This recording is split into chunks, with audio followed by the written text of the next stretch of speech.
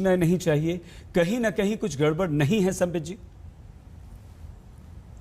देखिए सईद भाई, पहली बात तो है, मैं अभी केसर सिंह जी के सुपुत्र हमारे यहाँ पर टीवी डिबेट में आए नहीं हैं।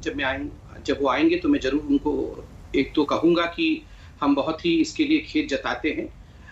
मगर मैं कहना चाहूंगा, आप देखिए, विधायक हो या आम जनता हो, इसमें कोई दो मत नहीं है। आज के इस संक्रमण काल में, इस पेंडेमिक के युग में हर कोई परेशान है। ऐसा नहीं है, और मैं कहूंगा कोई परेशान नहीं है, सब कुछ बिल्कुल सही चल रहा है। और राजनीति करना आरंभ करूंगा तो लोग उसे पसंद भी नहीं करेंगे। मगर दो तीन बातें मैं यहाँ आदरणीय केसर सिंह जी के बारे में कहना चाहूंगा। केसर सिंह जी को मैं आज नमन करता हूं, क्योंकि पार्टी के सेवा के कार्यक्रम में वो लगे रहे। जिस प्रकार से वो गरीबों की सहायता करते रहे, घर घर खाना इत्यादि पहुंचाते रहे, अपने स्वास्थ्य की चिंता किए बगैर, जिस प्रकार से भारतीय जनता पार्टी की जो मूल आधार है, जो मूल चिंतन है कि गरीबों के लिए काम करना है, वो अपने काम में व्यस्त रहे। उस बीच वो संक्रमण में भी आए और संक्रमण के कारण उनकी हालत बिगड़ी। देखिए, वो अस्पताल में थे, ऐसा नहीं था कि वो अस्पताल और शिक्षा केंद्र नहीं पहुंच पाए, चिकित्सा केंद्र नहीं पहुंच पाए। वो अस्पताल में भर्ती थे और जो मूलभूत आवश्यकताएं थी वो उनको दिया जा रहा था। सही बात है, चाहे विधायक हो या आम आदमी हो, सबको इच्छा होती है कि बड़े से बड़ा अस्पताल में अच्छे से अच्छे चिकित्सा उनको मुहैया कराया जाए। उन्होंने भी चिट्ठी लिखा डॉक्टर हर्षवर्धन जी को, जैसा आपने दिखाया, कि मुझे मैक्स हॉस्पिटल दिल्ली में एक बेड दिया जाए। देखिए, ये दोधारी तलवार है। अगर एक बेड मैक्स हॉस्पिटल में दिया जाता तो आज डिबेट ये हो रहा होता कि ये तो वीवीआईपी कल्चर है। आप लोग फोटो चलाते कि देखो, एक विधायक था इसलिए हेल्थ मिनिस्टर ने विधायक की बात सुनी और एक आम आदमी को वंचित रख के उसी बेड को विधायक को दे दिया या सांसद को दे दिया। और अगर हम कहते हैं कि नहीं, जिस प्रकार से आम आदमी की चिकित्सा हो रही है, आप उसी प्रकार से चिकित्सा हर किसी को कराना पड़ेगा, तो आप कहते हैं देखो, विधायक होने के बावजूद भी उसकी बात सुनी नहीं गई। मैं बिल्कुल मानता हूं, विधायक हो या कोई भी आम व्यक्ति हो, हर किसी के लिए सबसे अच्छी सुविधा होनी चाहिए, इसमें कोई दो मत नहीं है। मगर हाँ संबित जी, हमने नहीं रोका, आपकी पूरी बात सुन ली। आप बिल्कुल ठीक कह रहे हैं संबित जी।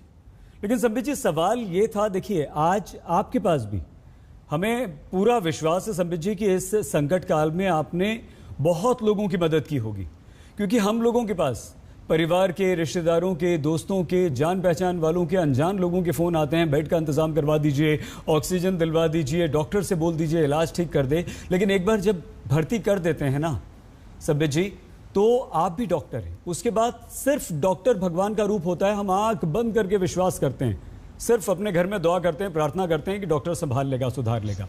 क्योंकि यहाँ सवाल इसलिए कि विशाल गंगवार जो हैं संबित जी, वो कह रहे हैं कि मैं मदद मांग रहा था, मैं मुख्यमंत्री कार्यालय को बार बार फोन कर रहा था और उनकी स्थिति गंभीर थी, इसलिए वो डॉक्टर हर्षवर्धन को पत्र लिख रहे थे। एक आम आदमी लिखता तो भी उसे बेड दिलवाना चाहिए था, एमएलए ने लिखा तो भी दिलवाना चाहिए था। हम आपका रिएक्शन और लेंगे संबित जी, लेकिन डॉक्टर आशुतोष मिश्रा इस वक्त हमारे साथ हैं। जाहिर सी बात है संबित जी, आपके विरोधी हैं वो वहां पर।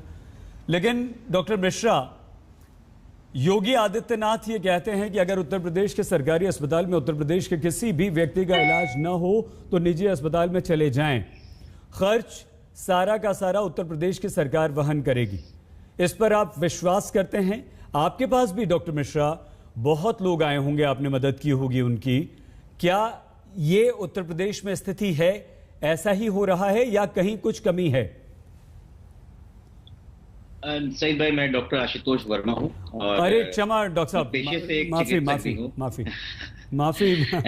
मैं पेशे से भी चिकित्सक हूँ। नहीं, कोई बात नहीं, मैं पेशे से भी चिकित्सक हूँ। और सईद जी, मैं देखता हूँ कि ये बार बार इस तरीके के बयानवीर, और खासकर जब सूबे के मुख्यमंत्री इस तरह की बातें करते हैं। अभी इन्होंने लिखा कि यूपी में ऑक्सीजन, दवा और बेड की कोई समस्या नहीं है और ये कुछ लोगों का एजेंडा है। मुझे आज भी बड़ा शर्म आता है कि अगर उत्तर प्रदेश के अंदर कोई भी आदमी रहता है, मैं राजधानी में रहता हूं, और जो स्थिति है यहाँ पर, ये इस तरह के बयान जख्मों पे नमक छिड़कने जैसे। और नई चीज क्या निकली, उत्तर प्रदेश में इलाज नहीं मिलने के बाद अगर कोई मरता है तो शमशान में अंतिम संस्कार मुफ्त में होगा। अरे कहाँ गई आपकी संवेदना?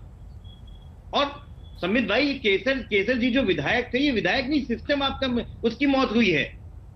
वो एक व्यक्ति नहीं थे, वो एक लोग थे जो सिस्टम के साथ फेल हो गए हैं। एक विधायक जब ये नाम नहीं कर सकता, आप हकीकत में आप समझ सकते हैं आम आदमी की तो हिम्मत ही नहीं है कि वो जाके कहीं बेड ले पाए। और ये वास्तविकता है, ये वास्तविकता है। आप लोग मानने को तैयार नहीं है। आपने पिछली वेव में आपने चेतन चौहान जैसे प्रखर समाज सेवक को खोया, आपने दूसरे 3 विधायकों को खोया, आपने इस बार सुरेश श्रीवास्तव लखनऊ पश्चिम में खोया।